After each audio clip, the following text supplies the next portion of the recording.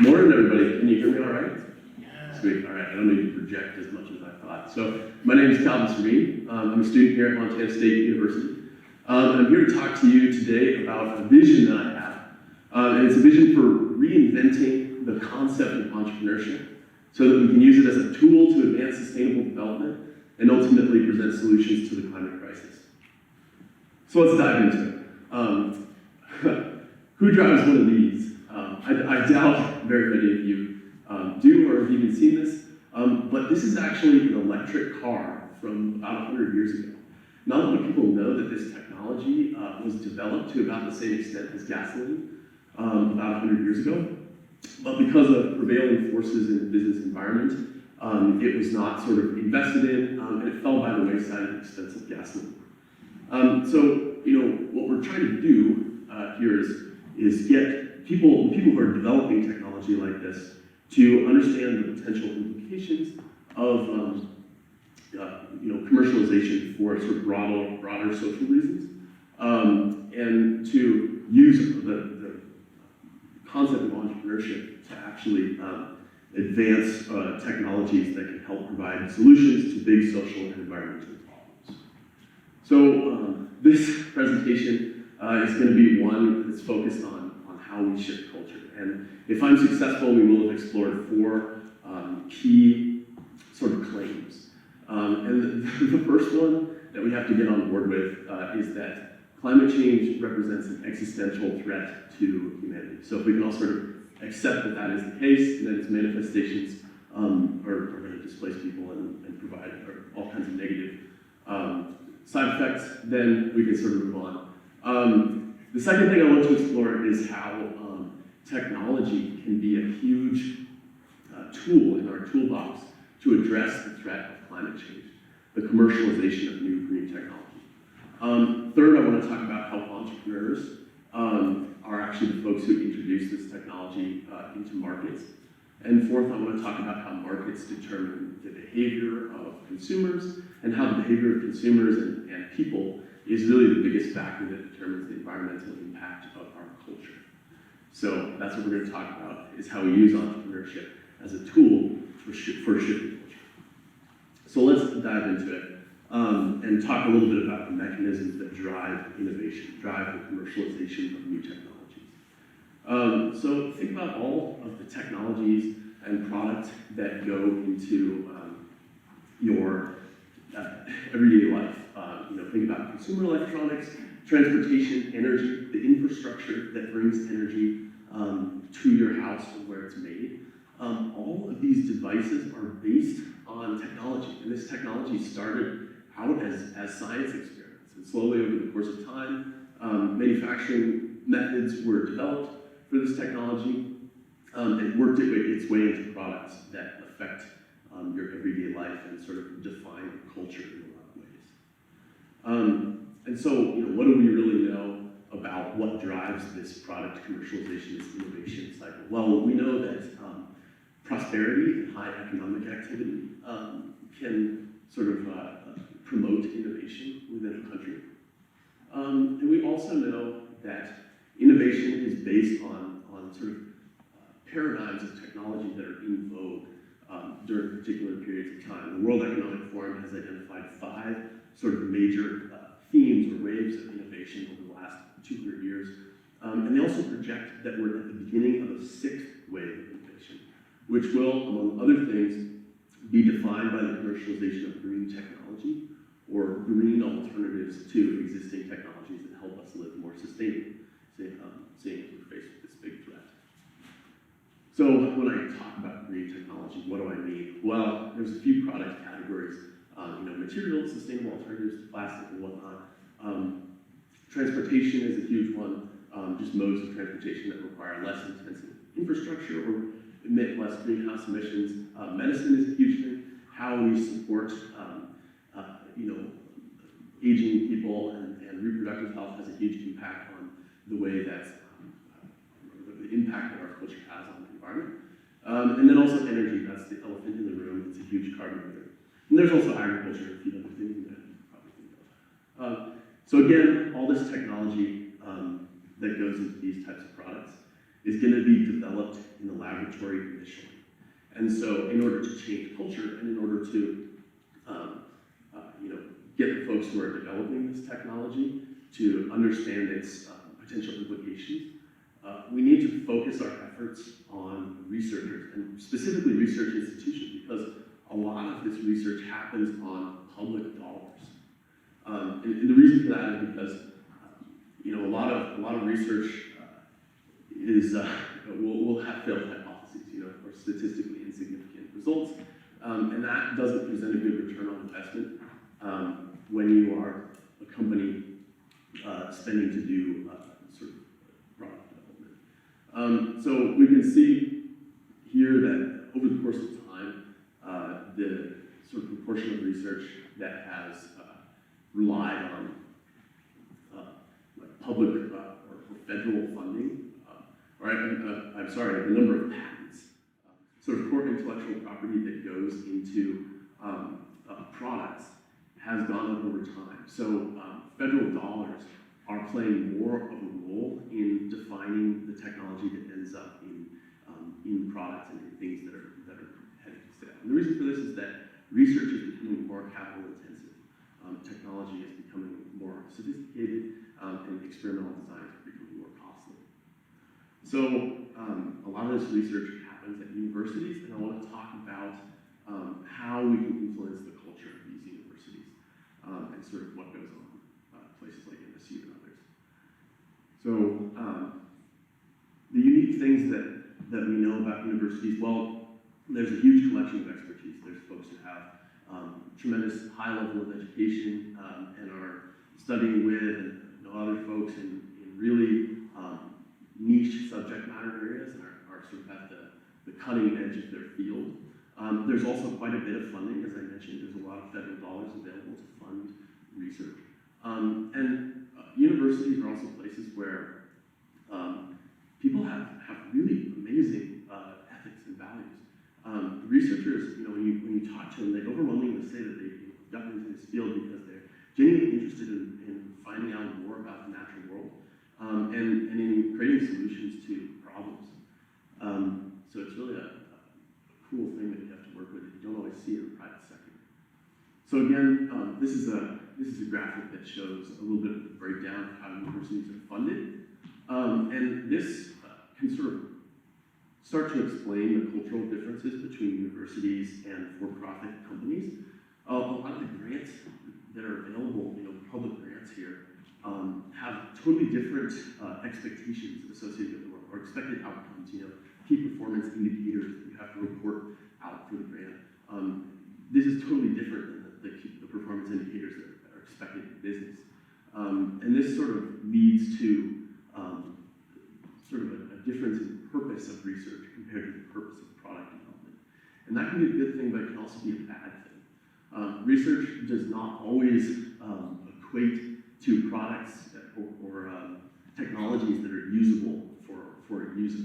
And oftentimes intellectual property that gets developed from a product goes into a publication, and it doesn't necessarily go out into the real world to solve problems. And so really what we're looking for is to create an intersection between research activity and this entrepreneurial mindset that allows people to direct their efforts toward creating solutions to real world problems that users have. So again, if we go back to our car example, we're trying to give the folks that are developing this technology the forethought to see the broader implications of commercializing this compared to a competing technology. So who does this well? What universities are able to mix research activity and entrepreneurialism? Well, there's quite a few of them. And on this list, you can probably see a lot of companies that you know that have come out of various universities. And so what we want to do is we want to find a case study that can sort of teach us a little bit about how to implement this type of thinking at Montana State University. And to illustrate another thing, why business? Why choose business as a mindset to combine with research? Well, business has, I would say, the biggest influence on the behavior of individuals or customers compared to any other sort of category of influence. Like compared to individual influencers like your family and friends and your professors, sort of their opinions, or government policies designed to change behavior, or initiatives that may come out of the nonprofit space. Interaction that you have with products has such a huge impact on what you do. I mean, think about how all of you got to this TED Talk this morning. I mean, did you take, what were your options for getting here? And they were sort of defined by the products that you had available to you and the technologies that you had available to you. So, you probably came in a car. That's because that was really what was available to you, and if a teleporter existed, you would use it.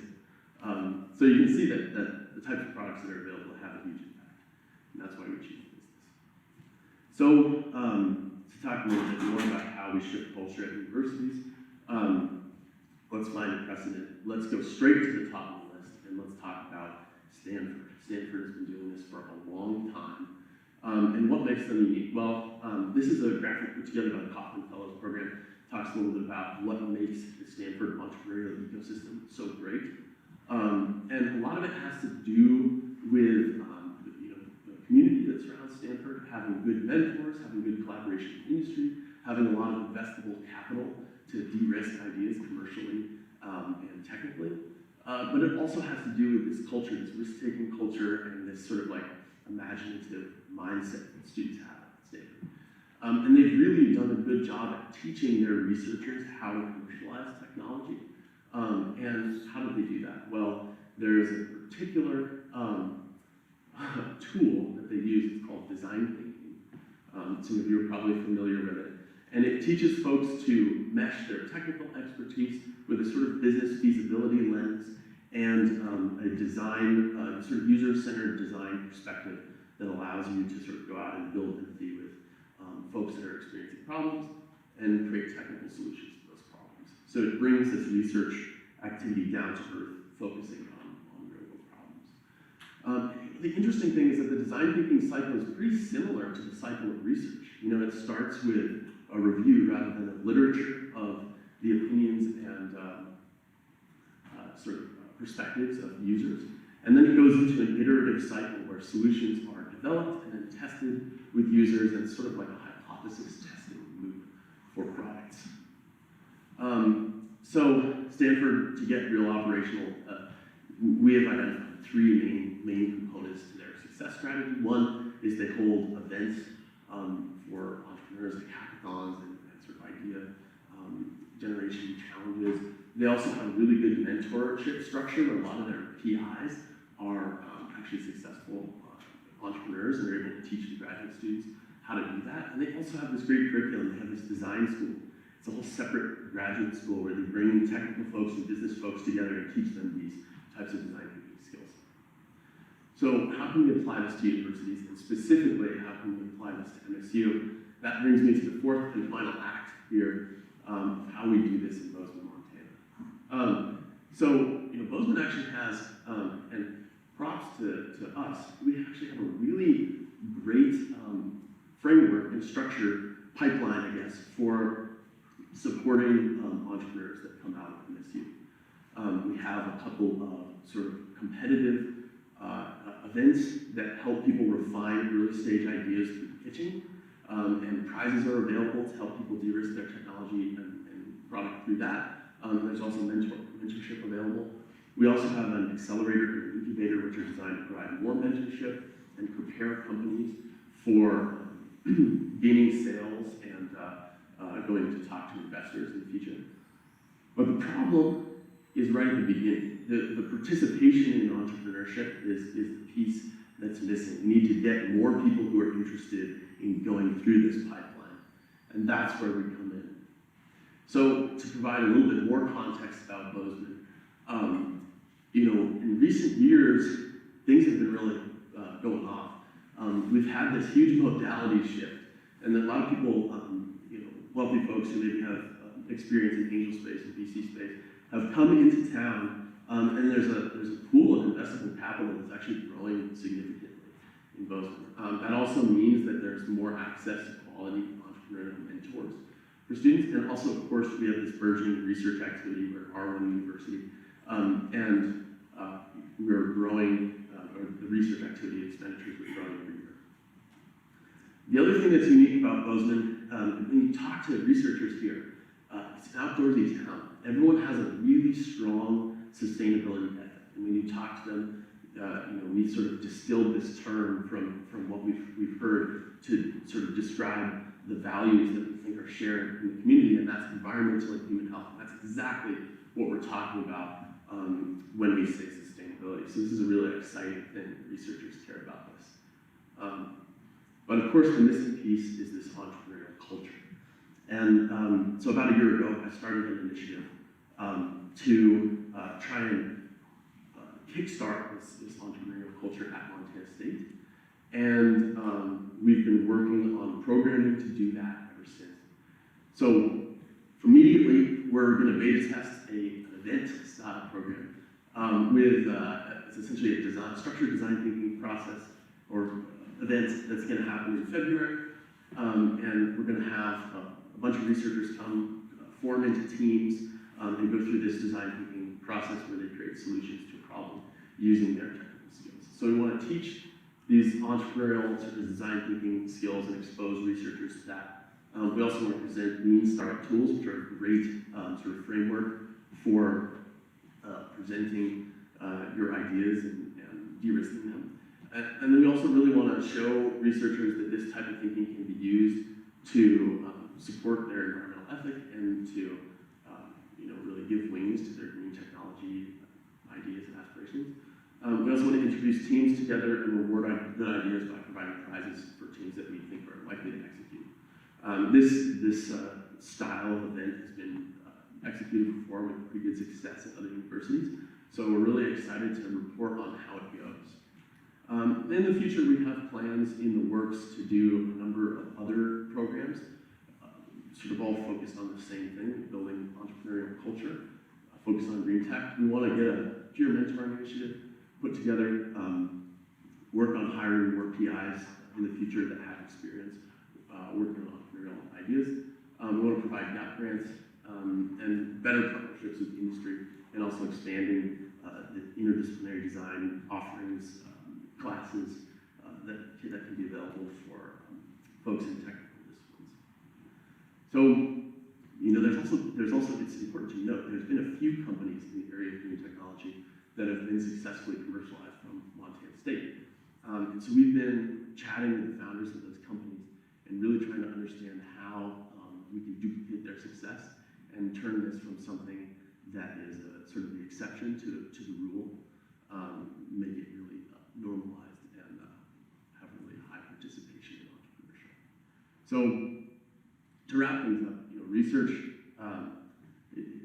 we know that at the intersection of research and entrepreneurship is where this real innovation really happens, and directed innovation, ideas that can go out into the world and do really positive things in the area of sustainability.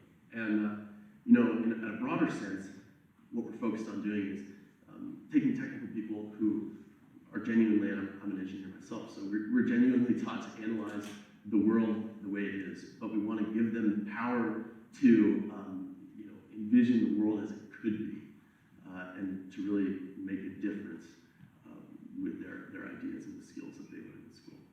Thank you very much.